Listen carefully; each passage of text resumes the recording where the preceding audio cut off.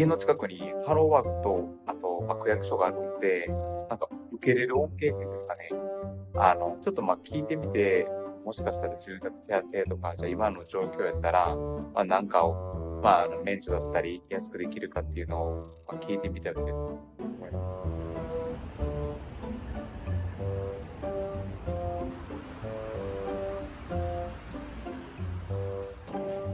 今ここで、自分の状況とかを説明して、今聞いてもらってる途中ですね。はい。ポイントとしては、正社員で働くのは決まってるんですけど、来月から。それと、今離職中っていうのと、そうですね、子供がいて、奥さんは、収入が今、働けなくて、特にその産休育休の手当とかもなかったので、そういった、いろんな事情っていうのを説明して、今聞いてもらってます。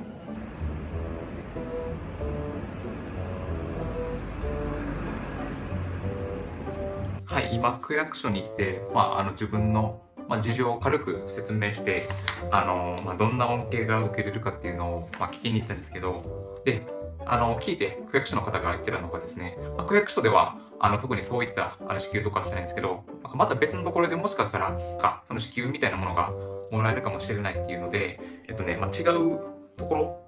なんか福祉協議会の事務所っていうところに、お問い合わせくださいって言われて、で、紙をね、渡されたんですけど、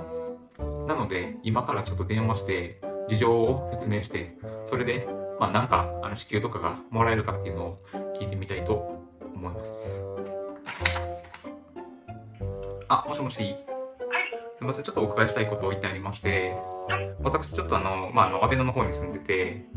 で、その区役所に行ったんですね。11月から就職が決まってるんですけど、はい。現在、そうですね、離職中です。4ヶ月の子供います。で、奥さんは出産したんで、もちろん、現状、県内も働いてません。で、正社員とかでもなかったので、雇用保険も、なかったのかな、そういった。雇用保険がないってことですね。そうですね。で、その失業手当があったりとかは、ちょっとあったんですけど、そんななんか3ヶ月もらえるとかでもなかったんで、あとそういったその産休育休とかもないので、自分のあれなんですけど、その金融機関からお金も借りないといけないという状況もあったので、要はその生活的に、ちょっと大変やなっていうのもあったので、で、もしその、支給であったりとか、そういった恩恵みたいに受けれるのかなと思ってお電話させていただきました。はい。何かその、借り入れですね、いわゆる借金みたいなのはありますか？はい。あります。それはどういったものですかね？どういったもの？金融機関からお金を借りてて、それも今までその生活費の足しにするとか、その仕事を辞めて、そうですね。働けてたんで。どれぐらい借り入れありますか？98万ぐらいです。98万円。それも返済しないといけないですね。そうですね。だから現状その、その利息だけを払って、なんですかね、その滞納しないようにしてるので、全然元金っていうんですかね、は返せてない、実際状況なんですね。食べるものは大丈夫そうですか？収入はアルバイトでどれぐらい月ありますか？ざっくりですけど、20万いかないぐらいですね。20万いかないぐらいは収入はあるっていうことですね。で、お家賃が、12万8000円払ってて、光熱費除いて。12万8000円。はい。一月ですか？そうです。その、理由というか、言い訳と言われて言い訳かもしれないですけど、その、引っ越すの決めた時に、奥さんも僕もまだ働いてる状況だったので、正直な話、手取り自分30万ぐらいで、9万払って、で奥さん手取り20万ぐらいで、奥さんが3万8000円払って、っていう感じでやっていくれたら全然大丈夫ってことやったんですけど、去年の10月に引っ越して、で、その2週間後ぐらいにその妊娠が発覚したので、奥さん、結局3月に辞めたんですけど、今年の。はい。で、もちろんその、変な話、その、出産とかそういう妊娠とかがなければ、別に正直現状困ってはなかったと思うんですが。貯蓄っていうのはなかったんですかね？ないですね。生活福祉資金の中で言いますと、どれが当てはまるかなと今お聞きして考えてみたんですけど、今のところそうですね、その一時的な、生計維持が困難っていうことで、はい。それに当たるかなと思うんですけど、本当に少額なんですよ。本当にもう一瞬で消えてしまうぐらいの金額にはなるので、今ちなみに大体おいくらぐらいなんですか、それは。貸付限度額が10万円で、これは貸付なので、あくまでもらえるとかでもないですもんね。もらえるとかじゃなくて返さないといけないんです。結局は借りてるってことですもんね。そうなんです。借金が増えるっていうことになります。だから、措置期間としてはちょっと2ヶ月ぐらいは待ってくれるみたいなんですけど、いろいろ審査があるので、進行じゃあ申請します、じゃあ明日振り込みますねっていうわけにはいかないんですよね。何週間もかかってしまうっていうのがあるので、だからアルバイトで20万終わりっていうことなので、ちょっと私の方で見た感じで、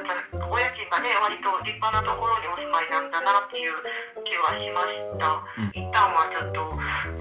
ご実家だとかそういうところにも支援求めてもいいのかなって思ったりもします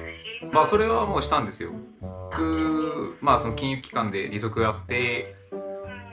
そういう相談をしたんですね。いわゆる100万借りてます。じゃあ親に100万借りてそれ返して、で親に利息、なしで返した方が、感情とかを抜いたら、合理性って言ってるんですかね。あっちがいいっていうのであれば、多分そっちの方が 100%、利息もないんで、金額的にもめちゃくちゃ助かるんですね。言ったんですけど、そんなアルバイトをしてか、副業するなりして返せるやろって言われたんで、なんでもうそうですね、その親に聞いて無理っていうのが多かったんで、こういうところに電話とかして、友達とかにも、聞いたんですけど、結局、お金のことだしね、多分ね、その住居確保給付金っていうのがね、大家さんに対して支払われる部分なんですよね。今は無職でいらっしゃるので、ちょっと該当がないんですけれども、お仕事をするようになってから相談してみた方がいいかもですね。これだと給付金なので返さなくてもいいし。さっきの話の内容を簡単に言うと、実際もらえたとしても、その支給とかではなくて、あくまでも貸付のその場所やったんで、要はどっちみち返さないといけないっていうのと、あとは結構手続きとかにめんどくさいらしいんですね。なので結局借りてまた返さないといけないっていうのであれば、ぶっちゃけめんどくさいっていうのと、また借りるってなると逆に精神的に負担っていうのが多くなりそうなんで、今回はなしっていうことで話が終わったんですけど、働いてからその住宅手当っていうのが、いわゆるその支給なので、返さなくていいお金っていうのが、僕自身にではなくてその大家さんに支払われるらしいんですね。100% ではないと思うんですけど、で僕が払わないといけない、家賃っていうのを、減額であったりとか免除はないと思うんですけど、今後受けれる恩恵支給っていうのがあってもそんぐらいなのかなとは思います。あとはそうですね、やっぱちゃんと働いて、生活だったり、自分がどんぐらいお金を、使ってたりとか固定費っていうのを見直さないといけないので、やっぱりそこですよね。はい。根本的解決っていうのはやっぱ働いたりとか、その自分の思考とか行動であったりとか、あと固定費とか、その出費癖っていうのを直していかないとどうしても治らないので、ここは自分が意識して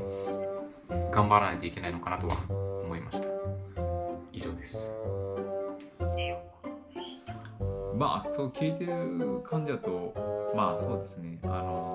支給も難しいと思うんで、全然そこは、申し訳ない。